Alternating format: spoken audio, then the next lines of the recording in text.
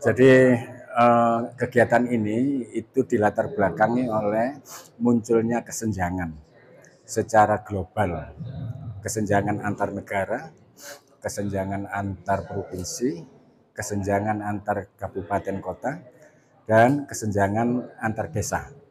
Kesenjangan itu meliputi 4 hal: kesenjangan sosial, kesenjangan ekonomi, kesenjangan lingkungan, dan kesenjangan tata kelola. Nah, mengapa terjadi kesenjangan? Karena dampak dari pemanasan global, perubahan iklim. Terjadi pemanasan global, terjadi banjir, terjadi kebakaran, terjadi perang, terjadi pandemi. Nah, sehingga capaian SDGs secara global itu belum menggembirakan. Meskipun Indonesia capaian SDGs nasionalnya itu 62%, tertinggi di Asia Tenggara. Tetapi itu secara nasional. Kita cek di desa-desa itu belum pulih sepenuhnya. Akibat apa? Akibat pemanasan global, banjir, kebakaran hutan, dan khususnya pandemi yang berkepanjangan kemarin.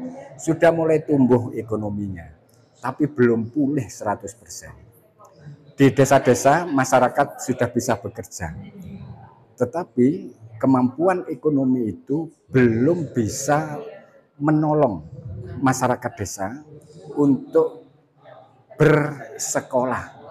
Sehingga kita belum cermati data realnya, tetapi akibat pandemi banyak anak-anak yang drop out, putus sekolah.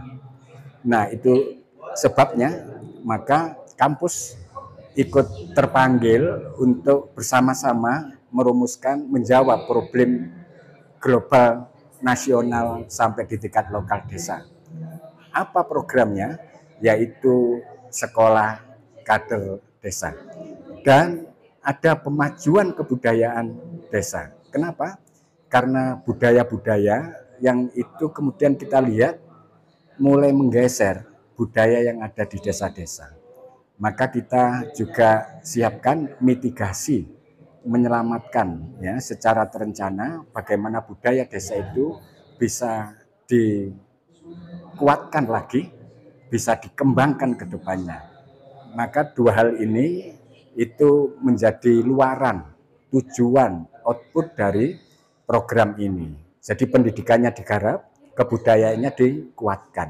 Dengan begitu maka diharapkan masyarakat desa akan tahan terhadap berbagai situasi krisis, termasuk tidak hanya di tingkat lokal, nasional, bahkan kemudian di tingkat global.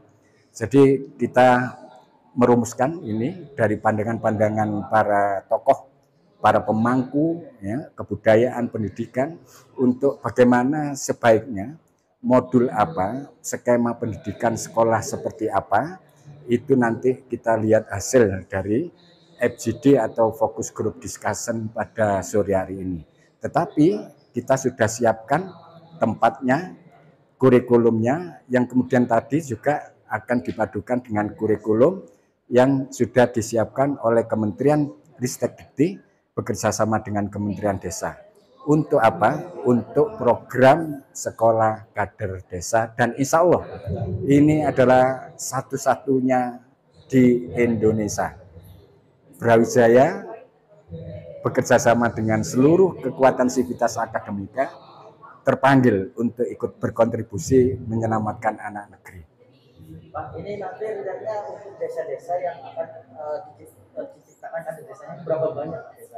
Kita tidak pada hitungan jumlah berapa banyak peserta yang ingin dilibatkan dalam program sekolah kader desa ini, tetapi ini bertahap ya, karena seluruh desa yang berkepentingan terhadap sekolah kader desa ini itu tidak sedikit ya. Beberapa yang sudah hadir tadi, Jawa Timur saja itu mewakili yang jauh-jauh pun datang ya, dari Sumeneb, dari Banyuwangi, dari Blitar, dari Bojonegoro, selain yang kemudian basis dari Malang Raya. Nah, sehingga nanti kita akan launching untuk tahap pertama, kita lihat dulu berapa kelas ya. Nah, nanti akan bertahap ya untuk kemudian dimaksudkan supaya semuanya itu bisa ikut di program ini. Rencananya akan dimulai kapan, Pak? Soal timing waktu itu sebenarnya ini tadi ada penekanan akselerasi itu percepatan. Kita berharap bisa secepat mungkin kita selenggarakan. Kenapa belum bisa langsung hari ini misalnya setelah acara ini lalu kemudian misalnya minggu depan kita mulai? Karena tadi ada kurikulum yang sudah disiapkan dari dua kementerian, Ristek-Dikti, Kementerian Desa, selain kemudian yang dibuat oleh tim internal di Brawijaya. Nah, itu nanti kita padukan. Kalau kemudian itu sudah jadi, maka kemudian baru secara teknis kita mulai bikin timeline kapan sekolah itu akan dibuka pendaftarannya. Yang pasti dari seluruh peserta yang hadirin tadi semua antusias untuk kemudian bersama-sama ikut memecahkan problem yang ada di desanya masing-masing. Intinya adalah ekonomi sudah mulai tumbuh, tapi banyak anak yang drop out sekolah, putus sekolah. Apa masalahnya? Ini yang kemudian kita ingin supaya pendidikan berkualitas, desa yang di SDGs Goal keempat itu bisa menjawab mulai dari pendidikan untuk memecahkan masalah ekonominya, masalah sosialnya, masalah lingkungannya, dan masalah tata kelola yang ada di desa itu.